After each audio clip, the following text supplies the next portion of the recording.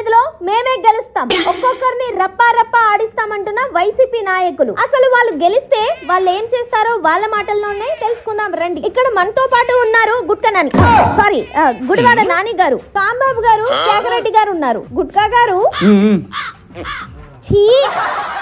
మీరు 2029లో గెలుస్తా అంటున్నారు కదా, గెలిస్తే మీరు ఏం చేస్తారు? అసెంబ్లీలో బూతులు లేక బూత్ బంగ్లాలా తయారైంది. మళ్ళీ మేము అధికారంలోకి వస్తాం, నా బూతులతో పూర్వ వైభవాన్ని తీసుకొని వస్తాం.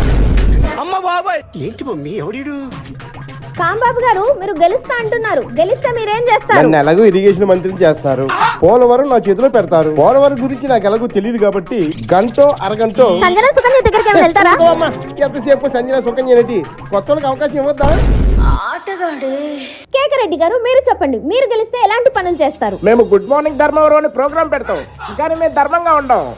ఈ ఊర్లోకెల్లా ఎదవెవడని ఎంక్వైరీ చేస్తే నువ్వేనని తెలిసింది. ఎక్కడెక్కడ ఖాళీ స్థలాలు ఉన్నాయి, ఎక్కడెక్కడ ఖాళీ చెరువులు ఉన్నాయి, అవన్నీ కబ్జా చేసి 2 గుర్రాలు ఒక ఫామ్ హౌస్ కట్టుకొని డుగుడుగుడుగుడుగుడుగు అంటే రైడింగ్ చేసుకోవడమే. మీరేంటో మీ విధానాలు ఏంటో ఇప్పటికి నాకు అర్థం అవరో బాబు. అంటే మీరు 2029లో అధికారంలోకి వచ్చేది రాష్ట్రాన్ని అభివృద్ధి చేయడానికి కాదా? ఇప్పుడు కూటమి ప్రభుత్వం అదేగా చేస్తుంది.